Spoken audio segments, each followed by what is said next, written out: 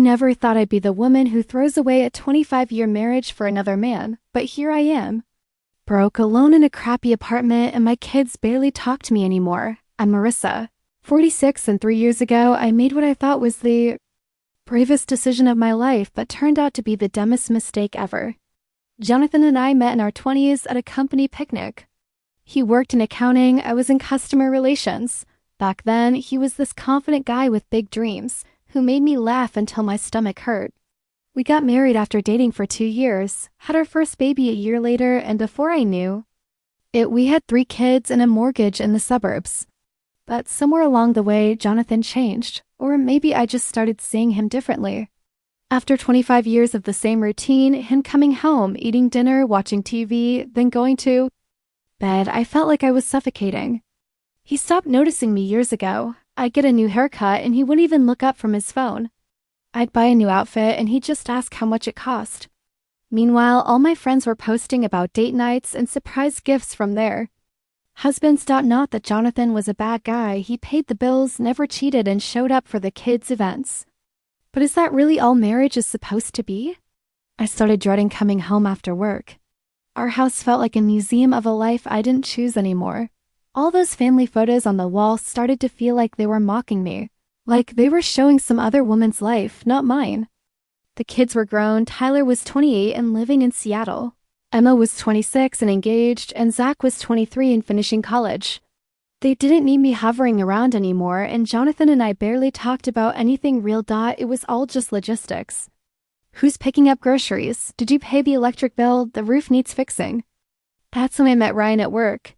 He transferred to our department from the main office, and right away, there was this energy between us. He'd stop by my desk to ask questions he definitely knew the answers to. He'd bring me coffee without asking, and remember exactly how I liked it.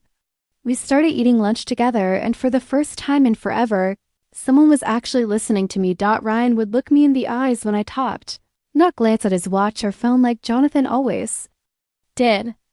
I told myself we were just friends, but deep down I knew it was more. Ryan made me feel alive again, like I was desirable, interesting, worth paying attention to. He'd text me these sweet messages during the day, asking how my meeting went, or sending me a meme that reminded him of something I'd said. When was the last time Jonathan had done anything like that? I honestly couldn't remember.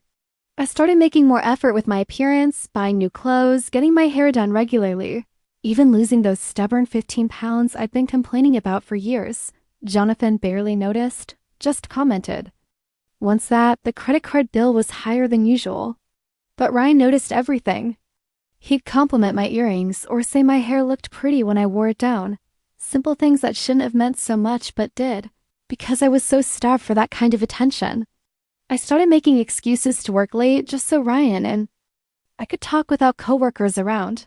We'd sit in the break room after everyone left, and I'd tell him things I hadn't told anyone in years. My dreams of traveling that never happened.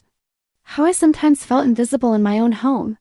How I wondered if this was all life had for me. He'd share too, his failed marriage, his hopes of starting over.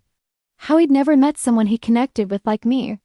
The first time he kissed me was after a company happy hour. We'd both had a couple of drinks and he walked me to my car. I knew I should pull away, but I didn't want to. That kiss made me feel 20 years younger. I drove home in a daze, my lips still tingling. When I walked in, Jonathan was asleep on the couch, the TV still on.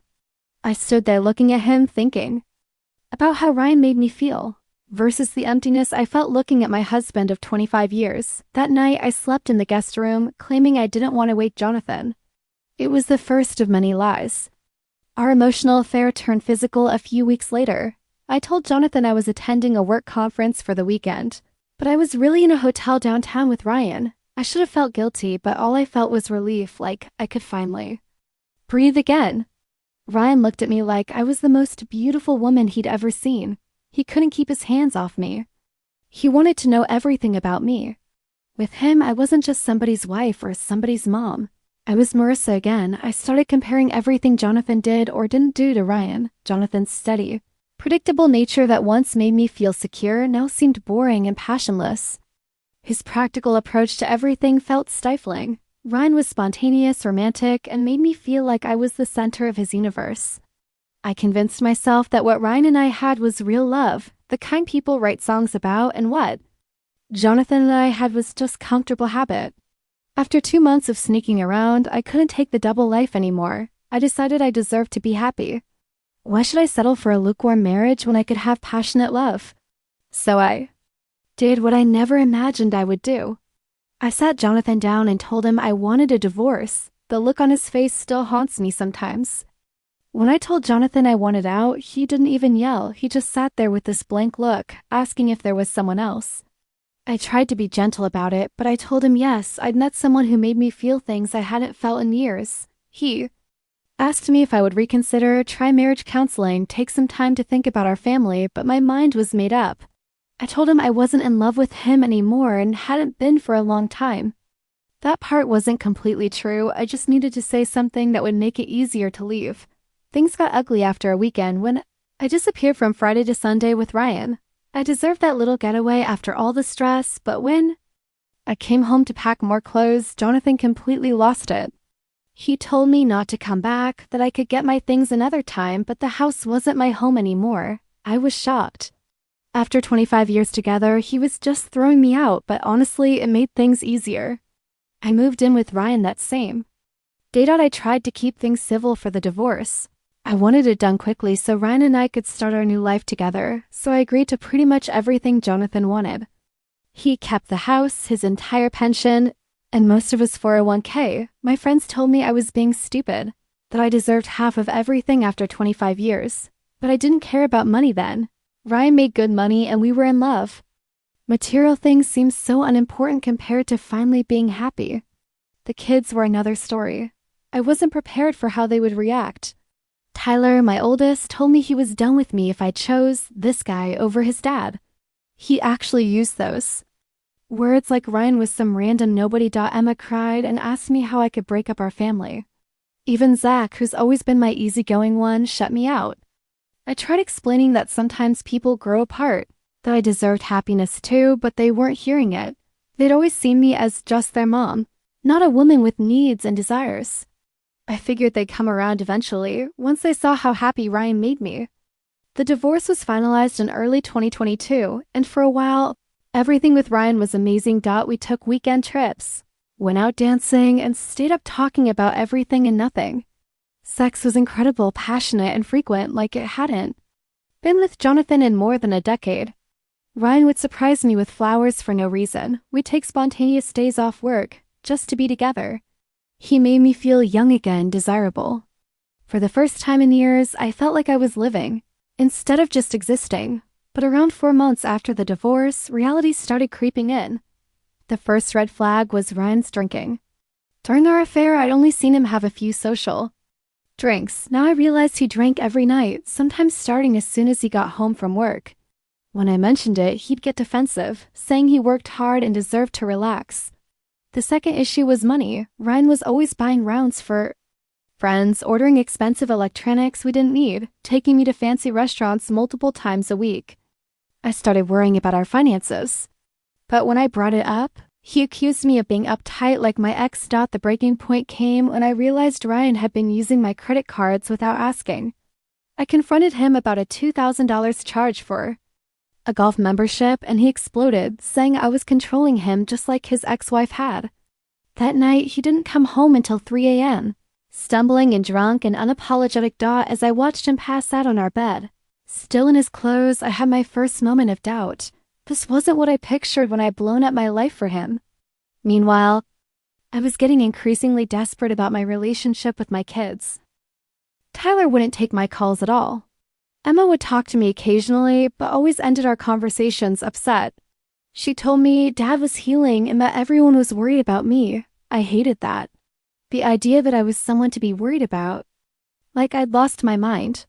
Zach would respond to my texts with one-word answers, if at all. I missed them terribly, but I still believed they'd eventually accept Ryan and my new life. Then Jonathan completely blindsided me. 6 months after our divorce, Emma let slip that he was dating someone. Some friend of his sister's also divorced. I was shocked and, if I'm being honest, jealous. How could he move on so quickly when we'd been together for 25 years? I tried telling myself I didn't care. After all, I had Ryan. But it bothered me more than it should have. I kept picturing this woman in my house, using my kitchen, sleeping in what used to be my bed. The real blow came when Tyler got engaged. And I found out through Facebook, not even a phone call. When I called to congratulate him, he told me bluntly that I wasn't invited to the wedding. I was devastated. I called Jonathan, begging him to talk to our son, to make him understand that I was still his mother. Jonathan just said, "This is between you and Tyler. You made your choice, Marissa," then he hung up. I cried for days, but Ryan had little sympathy. He said my kids were adults being manipulated by their father and I should just give them time. That's when things really started falling apart with Ryan. His drinking got worse. He totaled my car driving home drunk from a golf outing with his buddies. Then I discovered he'd been dipping into my 401k money to cover his own credit card debt. When I confronted him, he promised to pay me back, swore he'd cut back on drinking, said he'd get help. I wanted to believe him because the alternative, admitting I'd made a catastrophic mistake, was too painful to face. But promises don't mean much from someone who can't even remember making them the next morning. Ryan's behavior became more erratic. He'd be loving one minute and cruel the next. My dream man was turning into a nightmare, and I had nowhere to turn. My friends from my married life had mostly sided with Jonathan. My kids barely spoke to me. I was working extra hours to cover our expenses since Ryan had been between jobs for 3 months. One night after Ryan passed out on the couch, I sat alone in our small apartment bathroom and finally admitted the truth to myself. I had destroyed everything good in my life for a fantasy. The passionate, attentive man I'd fallen for didn't really exist. Or maybe he did, but only for as long as it took to lure me away from my family. Either way, I was trapped in a relationship with an alcoholic who was bleeding me dry financially and emotionally. In desperation, I called Jonathan. It had been over a year since the divorce. I thought maybe time had softened his anger. I told him I made a terrible mistake and asked if I could come home. The silence on the other end of the line should have prepared me for what came next, but it didn't. Jonathan unleashed 25 years of built-up rage. He told me exactly what he thought of me as a person, as a wife, as a mother. He said the house was no longer my home and never would be again. He told me to never contact him again, then he hung up. I stayed with Ryan for another 6 months after that call, paralyzed by shame and the fear of being alone. But when he spent the last of my savings on a gambling trip with his friends, something in me finally snapped. I packed my things while he was at work and left. Now I'm living in a dingy one-bedroom apartment, driving a used car that breaks down weekly and working a job I'm overqualified for just to make rent. My life has become unrecognizable. Last week, Emma told me that Tyler and his wife are expecting a baby. I should be excited about becoming a grandmother, but all I feel is grief, knowing I probably won't be allowed to meet my own grandchild. I heard through mutual friends that Jonathan and his girlfriend are planning a trip to Hawaii this summer. The trip he and I had always talked about taking once Zach finished college. Some days I tell myself it's not fair. That a mistake even, a huge one, shouldn't cost someone everything. That my kids should forgive me because I'm their mother. That Jonathan should have fought harder for our marriage. But in my honest moments, usually late at night when I can't sleep, I know the truth. I didn't just make a mistake. I made a choice over and over again, day after day. I chose excitement over commitment, fantasy over reality, selfishness over family. And now I'm living with the consequences. Maybe someday my kids will forgive. And me, maybe someday I'll forgive myself. But for now, all I can do is wake up each day in my empty apartment, go to my meaningless job, and wonder how I could have thrown away 25 years of love for something that turned out to be nothing but smoke. And nearest I find myself staring at old family photos a lot these days. There's one from Zach's high school graduation that I keep on my nightstand. We're all smiling, me, Jonathan, and the kids. We looked so happy. Were we really? Or was I already restless, already looking for an escape? I can't even remember anymore. The past has become a blur of contradictions. Was my marriage as empty as I convinced myself it was when I met Ryan, or did I rewrite history to justify what I wanted to do? My therapist, yes, I finally started seeing one, says I was having a midlife crisis, that I was afraid of growing older, afraid of never feeling passion again, afraid of disappearing into the background of my own life. She's probably right, but knowing why I did what I did doesn't fix anything. Understanding doesn't bring my family back. Last month, I ran into Jonathan at the grocery store 3 years after our divorce, and my heart still jumped when I saw him. He looked good, better than I remembered. He'd lost weight, gotten a new haircut. He was with her, Diane, his girlfriend.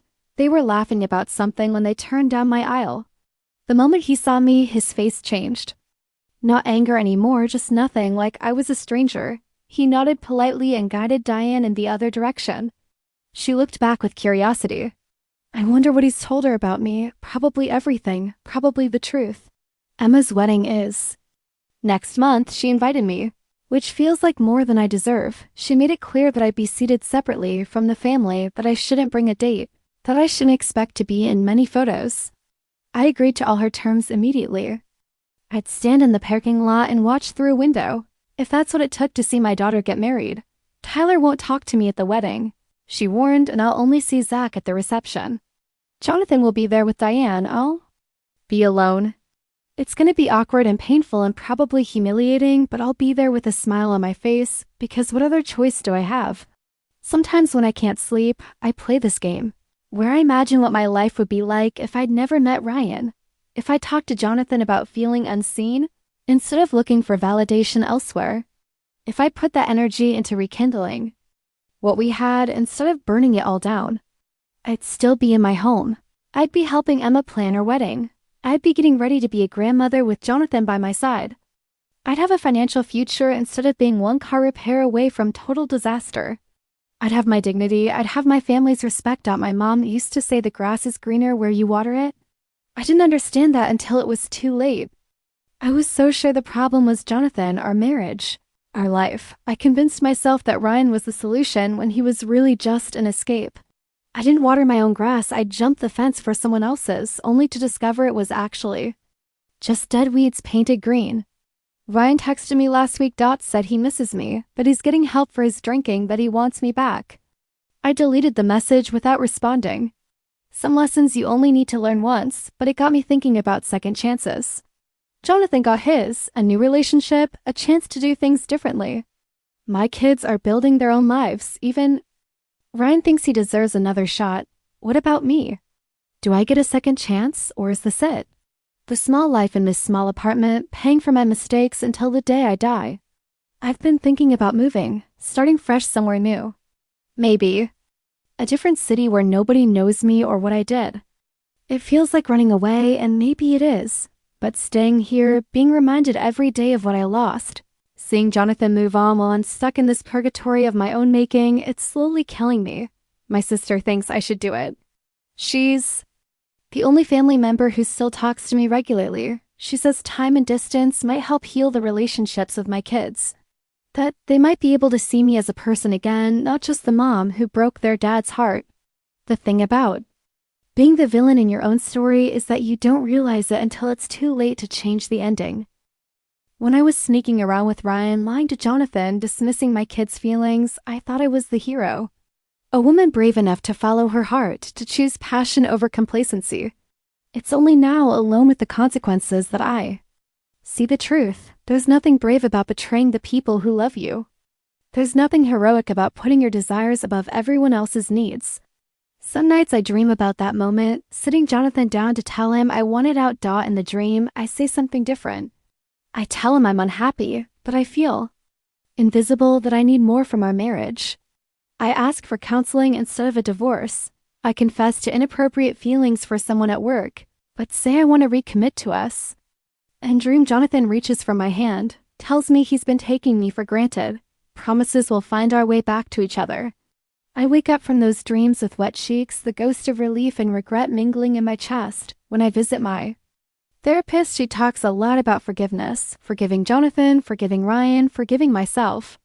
The first two feel possible eventually. The last one seems impossible. How do you forgive yourself for ruining your own life? For hurting the people you were supposed to protect? For throwing away something precious for something worthless?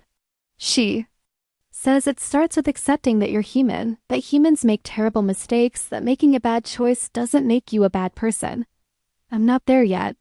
I think about calling Jonathan sometimes, not to ask for another chance. I know that door is closed forever. But just to tell him I'm sorry. Really sorry. Not the manipulative apologies I tried in the beginning when I thought I could fix everything. Want to tell him that he deserved better than what I gave him. That he was a good husband, a good father, that the failure was mine. Not his. But what right do I have to ask for that conversation? To put my need for absolution on him after everything else I've taken? So I don't call dots some messes can't be cleaned up, some debts can't be repaid. Emma says the baby is due in October. A little boy, my first grandchild. She hasn't said whether I'll be allowed to meet him. I've started knitting a blanket just in. K-stop blue and white, soft yarn that won't irritate newborn skin. One tangle the yarn at least once every session, have to undo rows because I've miscounted stitches. But I keep going. It feels important somehow. To make something with my hands for this new life that's coming, even if I might never get to give it to him. My therapist would probably call it a hope project. She'd be right. All I know for sure is that if I could go back, I'd do everything differently. Not just because I ended up alone and broke, though that's certainly part of it, but because I finally understand what I took for granted. What looked like a boring, predictable life was actually a foundation. Safety, stability, trust, the steady accumulation of memories and in-jokes and small kindnesses. The knowledge that someone will always be there, not because you make their heart race, but because they've chosen you day after day, year after year. That's the real love story. Not Ryan and his empty passion. The real love was there all along, and I was too blind to see it.